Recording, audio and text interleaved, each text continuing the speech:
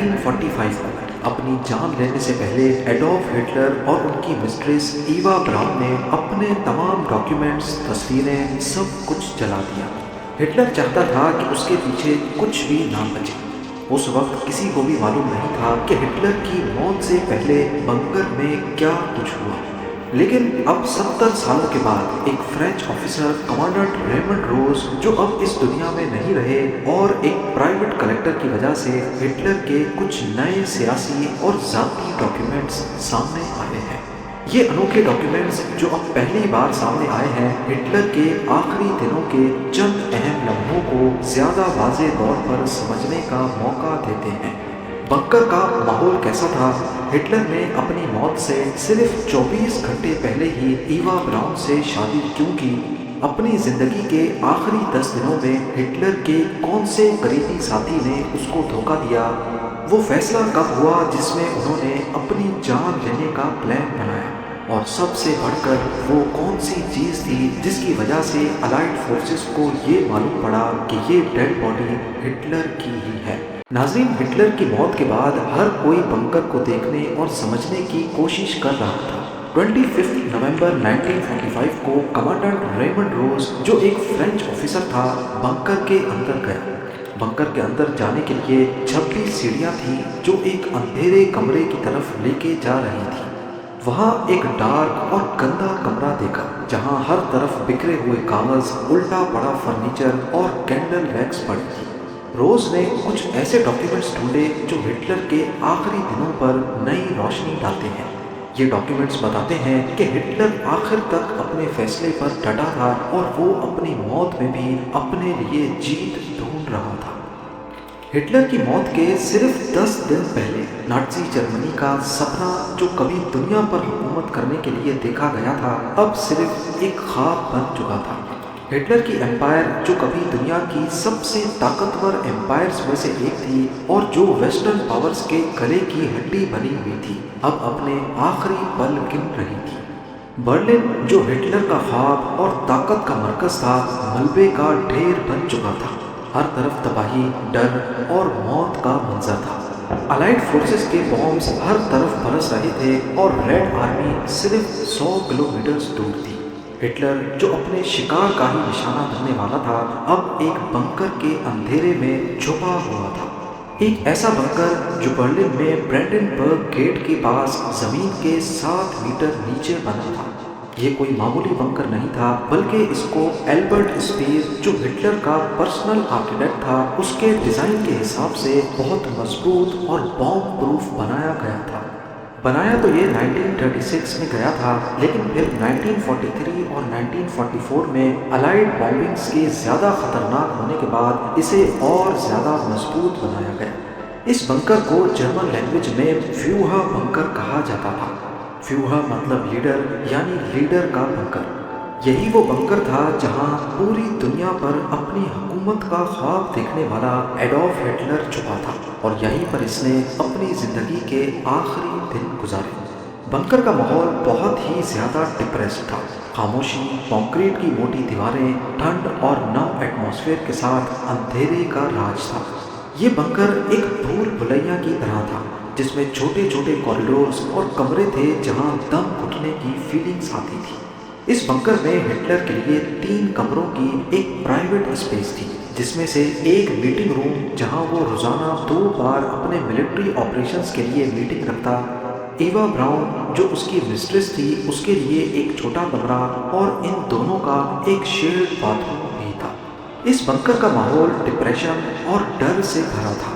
زمین کے نیچے ہونے کی وجہ سے ہوا کے لیے ایک میکینیکل وینٹیلیشن سسٹم تھا جو ہر وقت شور کرتا رہتا تھا۔ یہ شور نہ صرف جسمانی بے آرامی کا باعث تھا، بلکہ یہاں رہنے والوں کے لیے مینٹل ٹارچر بھی تھا۔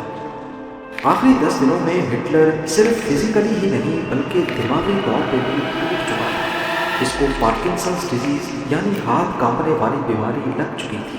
وہ اپنی اس بیماری کو چھپانے کے لیے اپنا الٹا ہاتھ اکثر جیب میں رکھتا یا پھر اسے ایسے پوزیشن میں رکھتا کہ سامنے والے کو پتہ نہ چل سکے۔ آخری 10 دنوں میں اس کا ہاتھ لگاتار کانپتا تھا اور اسے چلنے میں بھی مشکل ہوتی تھی۔ ڈاکٹرز کا کہنا تھا آخری 10 دنوں میں ہٹلر کا چہرہ اتنا سفید اور تھکا ہوا تھا کہ وہ اپنی ایج سے 10-15 سال بڑا لگنے لگا۔ ان دنوں میں جو بھی آفیسرز اس سے ملتے وہ اس کی گرتی ہوئی ہیلتھ کنڈیشن دیکھ کر چونک جاتے تھے۔ یہاں تک کہ بنکر میں موجود ہٹلر کا پرسنل ڈاکٹر تھیوڈور موریل روزانہ اسے گلوکوز اور وٹامنز کے انجیکشنز لگاتا، لیکن یہ سب اس کی صحت کو سدھارنے کے لیے کافی نہیں تھا۔ ہٹلر کا اپنے ہاتھ پر قابو کھونا اس کے گرتے ہوئے مورال کا سب سے بڑا ثبوت تھا۔ بنکر میں روزانہ کا روٹین انتہائی بورنگ تھا۔ روز صبح ایک ملٹری میٹنگ ہوتی جس میں اس کے جنرلز اسے برلن کے حالات کے بارے میں آگاہ کرتے۔ برلن پر سے اپنا کنٹرول آہستہ آہستہ کھونے کی خبریں ہٹلر کو فرسٹریٹ کر رہی تھیں۔ ہٹلر کی نیچر میں ڈسٹرسٹ شامل تھا، یعنی وہ کسی پر بھی آسانی سے بھروسہ نہیں کرتا تھا۔ یہی وجہ تھی کہ اپنے آخری دنوں میں بھی وہ اس بات کو لے کر پریشان رہتا کہ کہیں اس کا کوئی جنرل اسے دھوکہ نہ دے دے، اور حقیقت میں بھی آگے چل کر کچھ ایسا ہی ہوا۔ آخری دنوں میں جب سب لوگ بنکر سے بھاگنے کی سوچ رہے تھے تب ایوا براؤن نے ہٹلر کا ساتھ دیا۔ ایوا براؤن ہٹلر کی 13 سال پرانی مسٹریس تھی۔ ان دونوں کی شادی تو نہیں ہوئی تھی، لیکن پھر بھی وہ ہٹلر کے ساتھ بنکر میں ہی رہتی تھی۔ ایکسپرٹس کا کہنا ہے کہ بنکر میں ہٹلر کے ساتھ رہنا ایوا براؤن کی ہی ضد تھی، اور شاید ہٹلر کی کمزوری کی وجہ بھی یہی تھی۔ ایوا ایک رومانٹک اور جذباتی لڑکی تھی جو آخر تک ہٹلر کے ساتھ رہنا چاہتی تھی۔ ایوا کے کچھ لیٹرز ملے جو اس نے اپنے دوستوں کو لکھے تھے۔ ان لیٹرز کو پڑھنے کے بعد ہی ہٹلر اور ایوا کی پرائیویٹ لائف کا کچھ پتہ لگ سکا۔ ایوا کی زندگی کا مقصد ہی ہٹلر کے ساتھ رہنا تھا۔ اپنے ایک لیٹر میں اس نے لکھا تھا کہ یہ جگہ بہت ڈراؤنی ہے، لیکن میں یہاں خوش اس وجہ سے ہوں کیونکہ ہٹلر میرے ساتھ ہے۔ بنکر کے اندر ایوا کے دن کا روٹین بہت ہی لمیٹڈ تھا۔ وہ اکثر اپنے کمرے میں وقت گزارتی تھی، اپنے فوٹوگرافز کو ارینج کرتی یا کبھی کبھی ہٹلر کے ساتھ کافی پیتی تھی۔ لیکن ایک چیز جو اس کے خط سے سمجھ آتی ہے وہ یہ ہے کہ ایوا براؤن خود کو بہت اکیلی محسوس کر رہی تھی۔ یہ خط صرف ایوا کی محبت اور وفاداری نہیں دکھاتا بلکہ اس کے اندر کا ڈر اور اکیلا پن بھی دکھاتا ہے۔ بنکر کے باہر کے حالات کی بات کی جائے تو آخری 10 دنوں میں برلن ایک جنگ کا میدان بنا ہوا تھا۔ الائیڈ بمبرز ہر دن اور ہر رات برلن پر بمبز گرا رہے تھے۔ ریڈ آرمی یعنی جو سوویت یونین کی ملٹری تھی وہ بنکر سے چند کلومیٹرز دور برلن کے بارڈر پر ہٹلر کی آرمی سے لڑ رہی تھی۔ بے شک ہٹلر کی آرمی کے پاس اس وقت برلن کو محفوظ رکھنے کے لیے 900 ٹینکس اور 5 لاکھ کے قریب جرمن سپاہی تھے، لیکن اس سب کے باوجود بھی نازی جرمنی کی فورسز پگھل رہی تھی۔ ہٹلر جس کا یہاں پر 1000 سال تک حکومت کرنے کا سپنا تھا وہ اب بری طرح ناکام ہوتا دکھ رہا تھا۔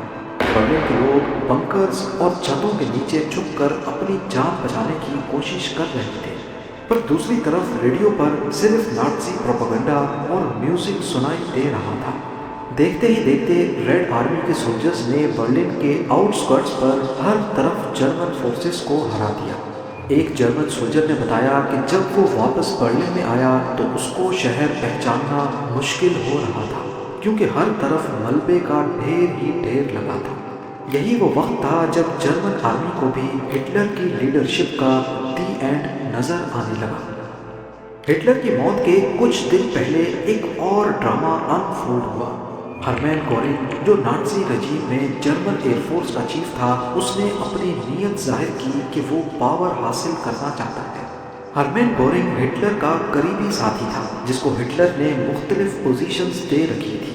1933 میں ہٹلر نے اس کو ایئر منسٹری کا انچارج بنایا، 1935 میں جرمن ایئر فورس کا کمانڈر ان چیف، 1936 میں 4 ایئر پلان کا انچارج جو جرمنی کی اکنامی بوسٹ کرنے کے لیے بنایا گیا تھا، اور پھر 1941 میں ہٹلر نے ہرمین گورنگ کو اپنا جانشین اور ڈیپوٹی کا عہدہ دیا، یعنی ہٹلر کے بعد گورنگ کو ہی کنٹرول سنبھالنا تھا۔ گورنگ کا ماننا تھا کہ ہٹلر برلن میں پھنسا ہوا ہے اور اب لیڈرشپ کا کنٹرول اس کے ہاتھ میں آنا چاہیے۔ اس نے ہٹلر کو ایک ٹیلی گرام بھیجا جس میں اس نے یہ لکھا کہ اگر ہٹلر اب اور ڈیسیجنز نہیں لے سکتا تو وہ آفیشلی لیڈرشپ ٹرانسفر کر دے۔ یہ ٹیلی گرام دیکھ کر ہٹلر، جو پہلے ہی کافی ڈپریس تھا، غصے سے آگ بگولا ہو گیا۔ اس نے گورنگ کو تمام پوزیشن سے ہٹا دیا اور اسے غدار ڈکلیئر کر کے اس کو اریسٹ کرنے کے آرڈرز نکال دیے۔ بعد میں ہرمین گورنگ کو اریسٹ کر کے سزائے موت سنائی گئی، لیکن اس نے اپنی موت سے صرف چند گھنٹے پہلے زہر کھا کر اپنی جان لے لی۔